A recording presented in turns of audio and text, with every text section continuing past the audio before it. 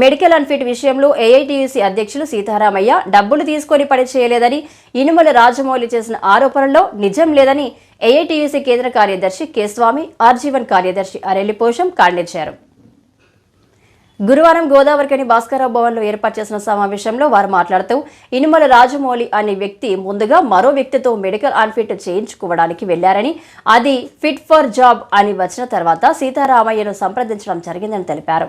రాజమౌళి ప్రజానాట్య మండలి సభ్యుడు కావడంతో సీతారామయ్య అన్ఫిట్ చేయించే ప్రయత్నం చేశారని చెప్పారు.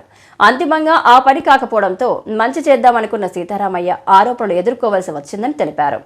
ఈ విషయంలో తనకు ఏదైనా అన్యాయం జరిగిందని అనిపిస్తే ఏఐటీయూసీ నాయకులతో మంచి సంబంధాలు ఉన్న రాజమౌళి తమను సంప్రదించి ఉంటే బాగుండరని, కానీ అనవసరంగా ప్రెస్ మీట్లు పెట్టి ఏఐటీయూసీ నాయకుడిని బదనాం చేయాలని చూడడం సరైంది కాదని పేర్కొన్నారు.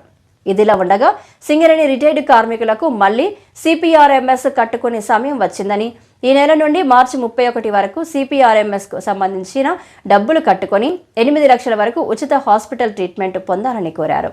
అలాగే 2023-24 సంవత్సరంలో రిటైర్డ్ అయిన కార్మికులకు గురువారం నుండి లాభాల వాటా పడుతుందని తెలిపారు. వర్కర్స్ యూనియన్ అధ్యక్షులు కామ్రేడ్ వాసిరెడ్డి సీతారామయ్య గారి మీద మెడికల్ అన్ఫిట్ విషయంలో డబ్బులు తీసుకుని పని చేయలేదు, మోసం చేశాడని ఒక ఆరోపణ వచ్చింది. ఇనుముల రాజమౌళి సిపిఐ సభ్యునిగా, ప్రజానాట్య మండలి కార్యదర్శిగా పాటలు పాడుతూ సింగరేణిలో పార్టీలో పనిచేశాడు. ఆయన విషయంలో స్వయంగా తానే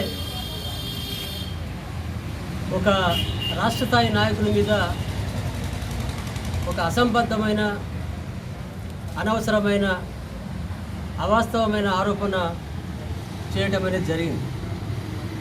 ఈ విషయంలో ఈ వార్త గురించి మేము కూడా మా అధ్యక్షునితో సంప్రదించి వివరాలు తెలుసుకోవడం జరిగింది.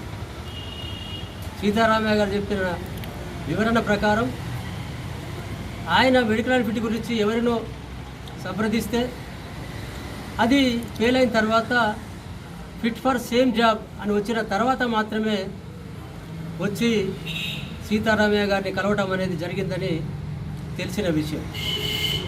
అప్పుడు సరే, ప్రజానాట్య మండలి గాయకుడు, కార్యకర్త, సిపిఐ సభ్యుడు, మరి తప్పనిసరిగా మన స్థాయిలో మనకున్న పరిచయాలను బట్టి, మనకున్న పలుకుడు పరిపతిని బట్టి మనం మాట్లాడదాం, చేపిద్దామని చెప్పి ప్రయత్నం చేద్దామని చెప్పడం జరిగింది. రాను రాను రాను రాను ఆయనకు సమయం కూడా లేకుండా అయింది, ఆ పని కూడా కాకుండా అయింది.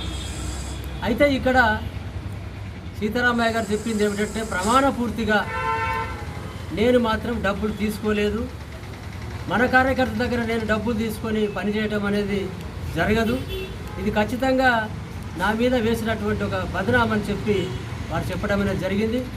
అయితే ఇక్కడ తెలుసుకోవాల్సిన విషయం ఏమిటంటే, ఆయన ఫిట్ కార్యదర్శి స్థాయి నుంచి బ్రాంచ్ కార్యదర్శిగా, జనరల్ సెక్రటరీగా, రాష్ట్ర అధ్యక్షునిగా ఇప్పుడు పనిచేస్తున్నారు.